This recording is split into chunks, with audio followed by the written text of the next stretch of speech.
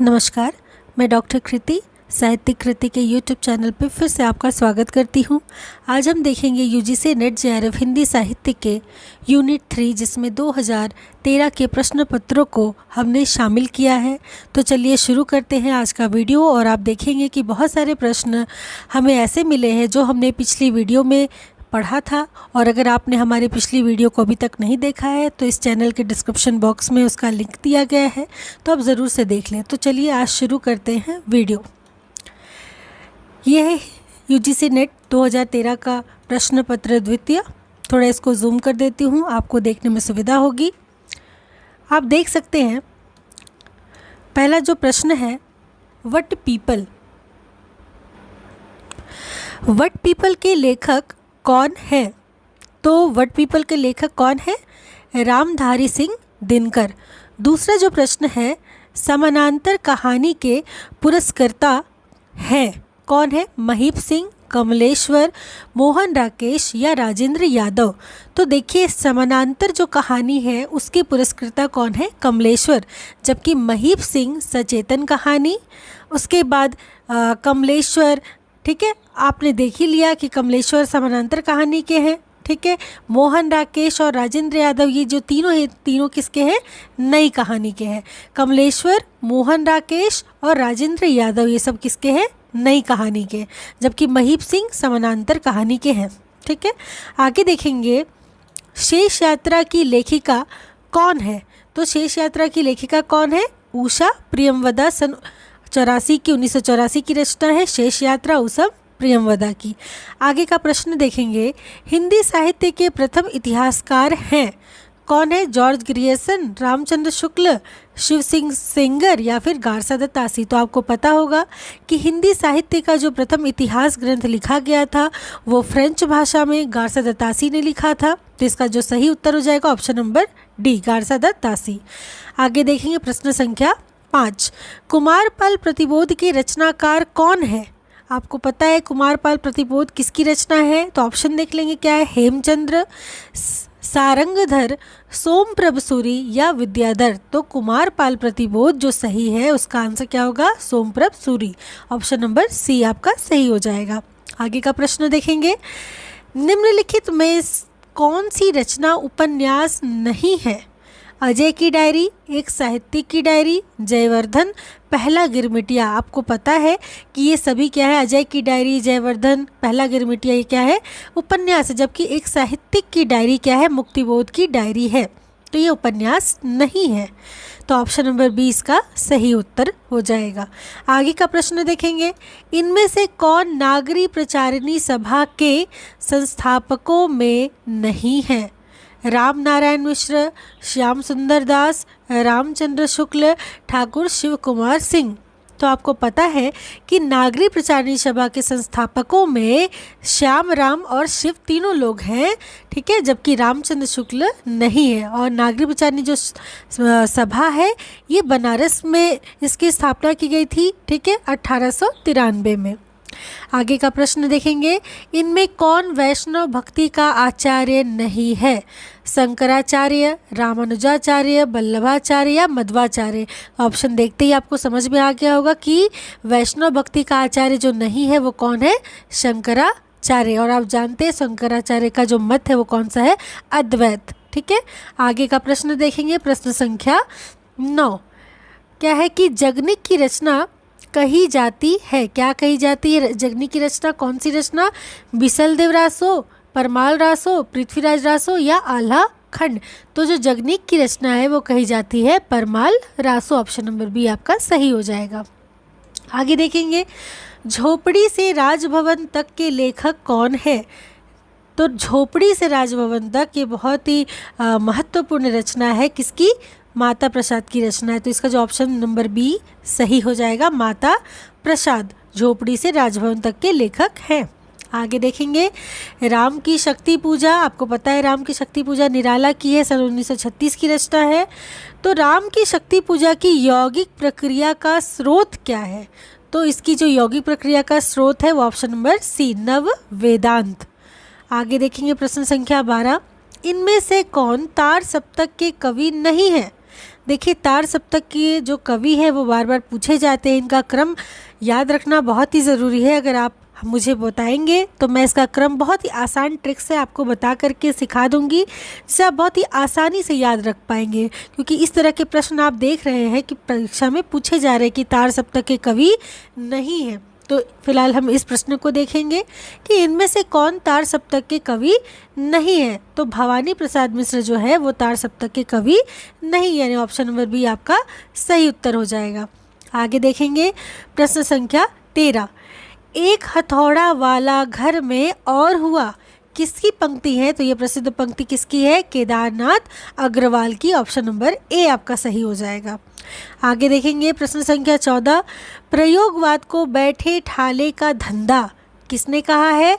तो इसको नगेंद्र ने कहा है, या शिवदान सिंह चौहान ने, राम कुमार वर्मा ने, या फिर नंद दुलारे वाजपेयी ने। तो इसका जो सही उत्तर हो जाएगा वो क्या हो जाएगा? ऑप्शन नंबर डी, यानी कि बैठे ठाले का धंधा प्रयोगवाद को किसने कहा है? नंद दुलारे वाजपेयी जी ने कहा है। ऑप्शन नंबर डी आपका सही हो जाएगा। आगे देखेंगे प्रश्न संख्या 15। अगले जन्म मोहे बिटिया न कीजो, इसकी जो लेखिका है ये कौन है? देखिए, ये जो प्रश्न है ये थोड़ा सा कह सकते हैं कि उत्तर इसका सही उस समय नहीं दिया गया था, क्योंकि अगर आप गूगल पर सर्च करेंगे तो अगले जन्म मोहे बिटिया न कीजो ये जो है रचना, ये कुर्तुल एंड हैदर की रचना है। लेकिन उस समय मृणाल पांडे को यूजीसी ने सही माना था, लेकिन इसकी जो सही रचना के जो लेखिका वो लेखक जो होंगे वो कौन हो जाएंगे? कुर्तुल एंड हैदर। आगे का प्रश्न हम देखेंगे प्रश्न संख्या 16। थोड़ा जूम कर देंगे।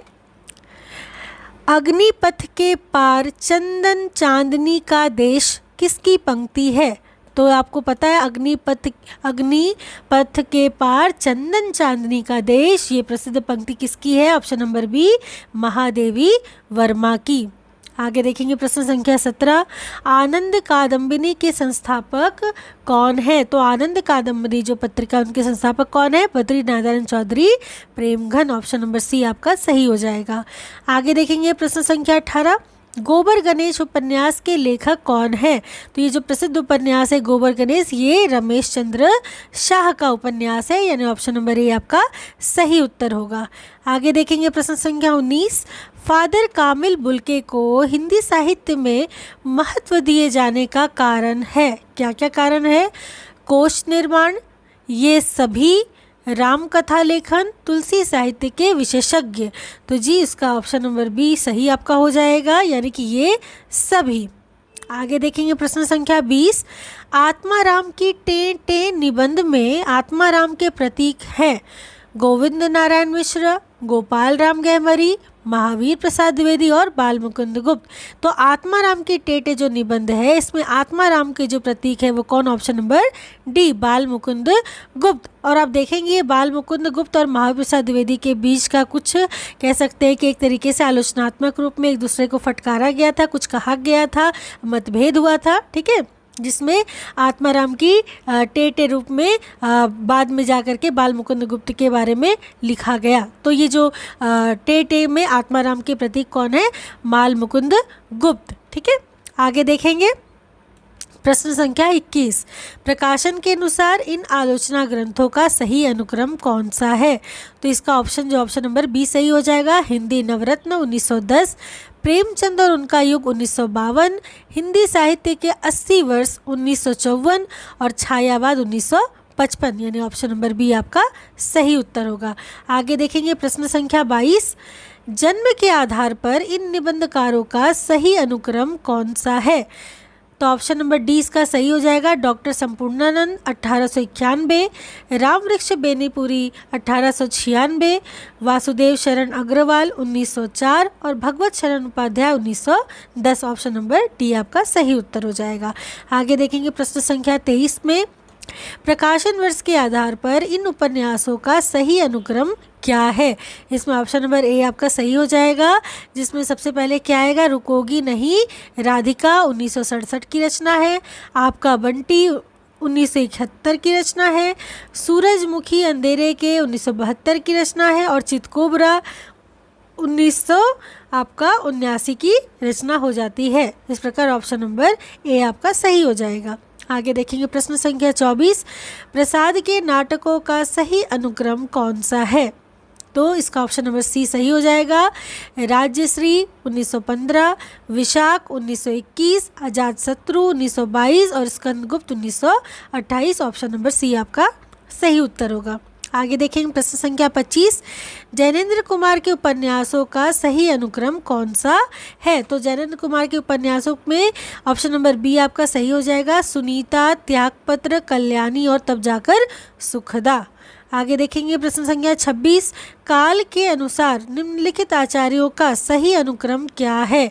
तो ऑप्शन नंबर ए इसमें सही हो जाएगा। भामा, दंडी, आनंदवर्धन और उसके बाद अभिनव गुप्त। इस प्रकार आप देखेंगे कि ऑप्शन नंबर ए आपका सही हो जाएगा। आगे का प्रश्न देखेंगे प्रश्न संख्या 27।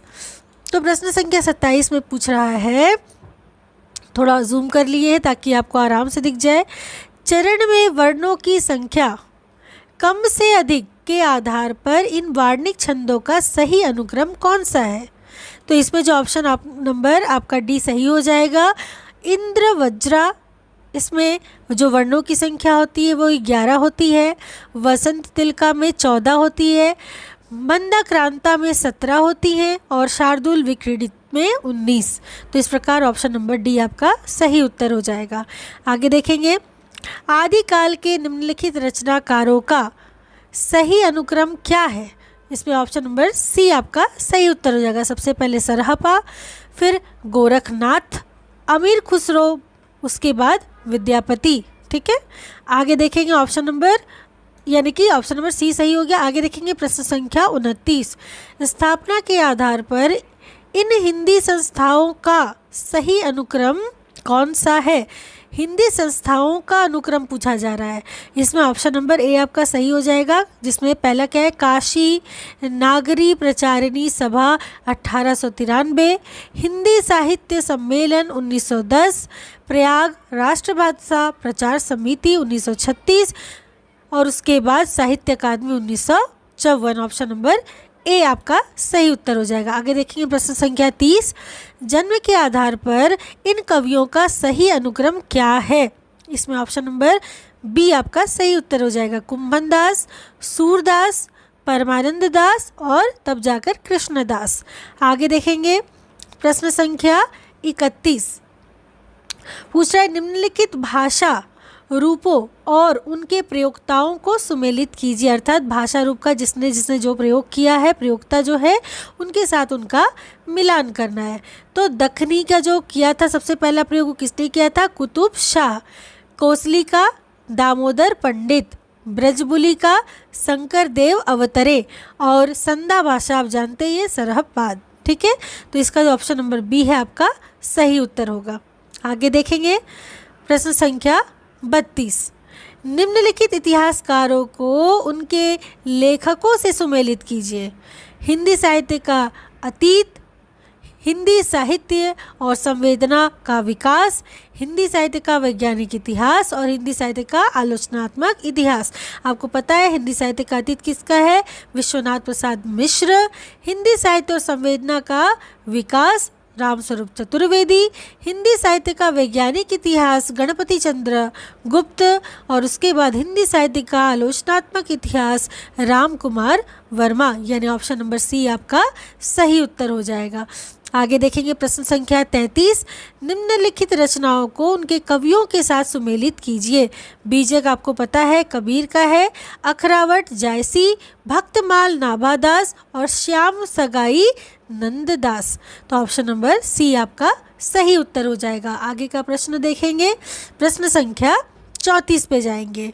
तो प्रश्न संख्या 34 में क्या पूछ रहा है कि जी थोड़ा सा इसको जूम कर देते हैं ताकि आपको देखने में आसानी होती है। ठीक है, हाँ, निम्नलिखित रचनाओं को उनके कवियों के साथ सुमेलित कीजिए। छत्रसाल दशक, आपको पता है छत्रसाल दशक किसका है?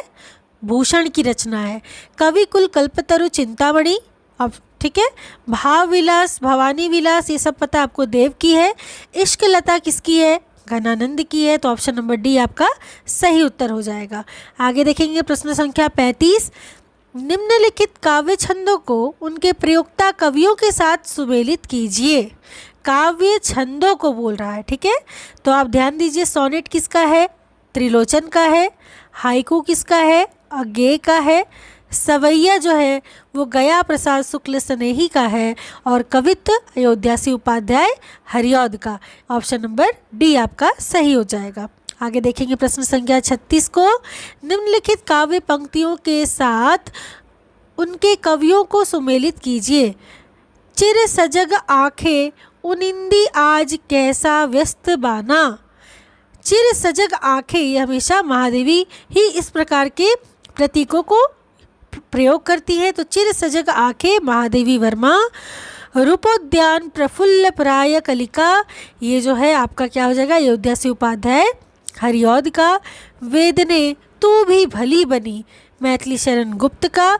सुरम्य रम्य रस राशि रंजिते, ये किसका हो जाएगा? ये हो जाएगा महावीर प्रसाद द्विवेदी, यानी ऑप्शन नंबर ए आपका सही उत्तर होगा। आगे का प्रश्न देखेंगे, प्रश्न संख्या 37। निम्नलिखित नाटकों को उनके नाटककारों के साथ सुमेलित कीजिए। बंधन अपने अपने, किसका नाटक है? शंकर शेष का। बंधन अपने अपने। सिंदूर की होली लक्ष्मी नारायण लाल की रचना है। अशोक का शोक राम कुमार वर्मा की है। और नायक खलनायक तथा क्या है? नायक खलनायक विदूषक, ये किसका हो जाएगा? सुरेंद्र वर्मा का नाटक। ऑप्शन नंबर बी आपका सही उत्तर होगा। आगे देखेंगे प्रश्न संख्या 38 को। कह रहा निम्नलिखित कहानियों को उनके कहानीकारों के साथ सुमेलित कीजिए। लाल पान की बेगम, आप जानते हैं प्रसिद्ध है कहानी, और किसकी है? रेणु जी की है, फणीश्वरनाथ रेणु। एक औरत की जिंदगी, ये रामदरस मिश्र की रचना है। लंदन की एक रात निर्मल वर्मा की है। शव यात्रा श्रीकांत वर्मा की है, यानी कि ऑप्शन नंबर आपका डी सही हो जाएगा। आगे का प्रश्न देखेंगे, प्रश्न संख्या 39। प्रश्न में पूछ रहा है निम्नलिखित पंक्तियों को उनके लेखकों के साथ सुमेलित कीजिए। देखिए पंक्तियाँ कौन कौन सी है। भक्ति धर्म की रसात्मक अनुभूति है, और ये प्रसिद्ध पंक्ति किसकी? रामचंद्र शुक्ल की। श्रद्धेय बनने का मतलब है नॉन पर्सन अव्यक्ति हो जाना। आपको पता है ये विकलांग श्रद्धा का दौर से ली गई है, और ये किसकी? हरिशंकर परसाई जी की है। काव्य आत्मा की संकल्पात्मक अनुभूति है, तो ये संकल्पात्मक अनुभूति कौन है ये बोलते हैं? तो ये कहते हैं कौन? जयशंकर प्रसाद। पंडिताई भी एक बोझ है, और ये कौन कहते हैं? हजारी प्रसाद द्विवेदी। तो ऑप्शन नंबर डी आपका क्या हो जाएगा? सही हो जाएगा। आगे देखेंगे प्रश्न संख्या 40 में। निम्नलिखित अवधारणाओं के साथ उनके संस्थापकों को सुमेलित कीजिए। तो अवधारणा और संस्थापक, सहृदय किसकी अवधारणा है? तो सहृदय आनंद वर्धन की है अवधारणा। साधारणीकरण आपको पता है भट्टनायक की है। मधुमती भूमिका केशव प्रसाद मिश्र की है। अर्थ की लय जगदीश गुप्त की है। ऑप्शन नंबर सी आपका सही उत्तर हो जाएगा। आगे कुछ स्थापना और तर्क वाले प्रश्नों को देख लेंगे। प्रश्न संख्या 41 से। उपमान को अप्रस्तुत विधान मानना हिंदी का प्राचीन सिद्धांत है, जो कि सही है।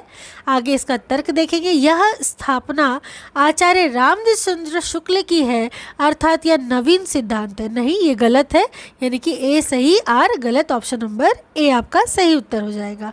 आगे का प्रश्न देखेंगे। प्रश्न संख्या 42। अस्तित्ववाद विज्ञान विरोधी दर्शन है। ये पहले ये विरोधी नहीं है, ये गलत होगा। तर्क क्या है? यह चयन की अगाध छूट देता है, हाँ देता है। और अराजकता, अनास्था तथा अति स्वच्छंदता को प्रश्रय देता है। विज्ञान का भी यह अंध समर्थन नहीं करता, जो कि सही है, यानी कि ऑप्शन नंबर डी आपका सही उत्तर हो जाएगा। ए गलत, आर सही। आगे देखेंगे प्रश्न संख्या 43 में। काव्य का सर्वस्व है काव्यालंकार, ठीक है, जो कि सही बात है। इसके रहते अन्य किसी की आवश्यकता नहीं, हाँ, क्योंकि सब उसी में आ जाते हैं। आगे देखेंगे इसके तर्क।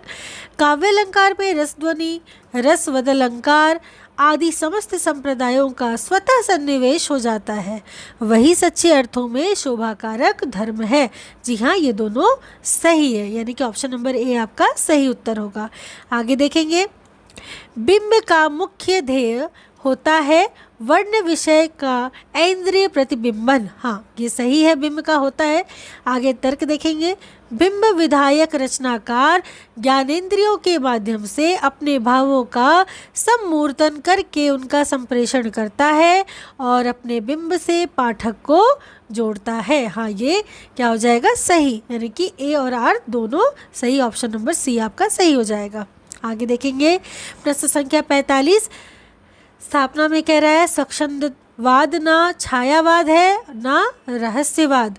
ये क्या है, सही हो जाएगा। तर्क क्या है, यह शास्त्रीय जड़ता की प्रतिक्रिया से उत्पन्न वैयक्तिक कल्पनातिरेक और निजी रहस्यानुभूति की उपज है, जो कि सही है, यानी कि ए और आर दोनों सही। ऑप्शन नंबर ए आपका सही उत्तर हो जाएगा। आगे देखेंगे प्रश्न संख्या 46, और ये जो है एक आपको दिया गया है निर्देश, जिसे आप ध्यानपूर्वक इस अवतरण को पढ़ना है और प्रश्नों के उत्तर आपको देने हैं।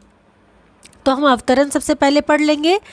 व्यक्ति संबंधहीन सिद्धांत मार्ग निश्चयात्मिका बुद्धि को चाहे व्यक्त हो पर प्रवर्तक मन को अव्यक्त रहते हैं। वे मनोरंजनकारी तभी लगते हैं जब किसी व्यक्ति के जीवन क्रम के रूप में देखे जाते हैं। शील की विभूतियाँ अनंत रूपों में दिखाई पड़ती है।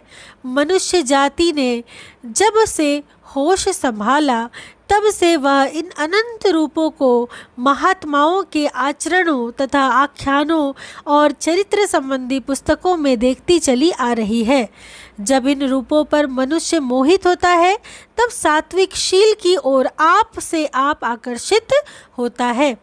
शून्य सिद्धांत वाक्यों में कोई आकर्षण शक्ति या प्रवृत्ति कारिणी क्षमता नहीं होती। सदा सत्य बोलो, दूसरों की भलाई करो, क्षमा करना सीखो। ऐसे ऐसे सिद्धांत वाक्य किसी को बार बार बकते सुन वैसा ही क्रोध आता है जैसे किसी बेहुदे की बात सुनकर। जो इस प्रकार की बातें करता चला जाए उसे चट कहना चाहिए, बस चुप रहो, तुम्हें बोलने की तमीज नहीं। तुम बच्चों या कोल भीलों के पास जाओ, ये बातें हम पहले से जानते हैं। मानव जीवन के बीच हम इसके सौंदर्य का विकास देखना चाहते हैं। यदि तुम्हें दिखाने की प्रतिभा या शक्ति हो तो दिखाओ, नहीं तो चुपचाप अपना रास्ता लो। गुण प्रत्यक्ष नहीं होता, उसके आश्रय और परिणाम प्रत्यक्ष होते हैं। अनुभवात्मक मन को आकर्षित करने वाले आश्रय और परिणाम है, गुण नहीं। ये ही अनुभूति के विषय हैं। अनुभूति पर प्रवृत्ति और निवृत्ति निर्भर करती है। अनुभूति मन की पहली क्रिया है, संकल्प विकल्प दूसरी। अतः सिद्धांत पथों के संबंध में जो आनंद अनुभव करने की बातें हैं, जो अच्छी लगने की बातें हैं, वे पथिकों में तथा उनके चारों ओर पाई जाएंगी। सतपथ के दीपक उन्हीं के हाथ में हैं, या वे ही सतपथ के दीपक हैं।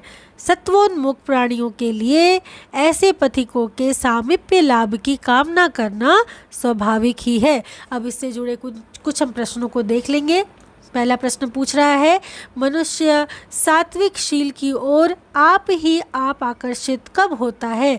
तो कब होता है आप ही आप आकर्षित? देखिए लिखा हुआ है कि जब इन रूपों पर मनुष्य मोहित होता है। किन रूपों पर? तो जब शील की विभूतियों के अनंत रूपों पर मोहित होता है तो आप ही आप आकर्षित होता है। ऑप्शन नंबर ए आपका सही उत्तर हो जाएगा। आगे देखेंगे प्रश्न संख्या 47। प्रवृत्ति और निवृत्ति किस पर निर्भर होती है? तो अभी हमने पढ़ा नीचे कि प्रवृत्ति और निवृत्ति किस पर? अनुभूति पर निर्भर होती है। तो इसका ऑप्शन नंबर सी सही उत्तर हो जाएगा, अनुभूति पर। आगे देखेंगे प्रश्न संख्या 48। मन की दूसरी क्रिया क्या है? तो हमने पढ़ा है कि संकल्प विकल्प दूसरी क्रिया है, तो ऑप्शन नंबर डी सही हो जाएगा। ठीक है। आगे देखेंगे, व्यक्ति संबंधहीन सिद्धांत मार्ग मनोरंजनकारी कब लगते हैं।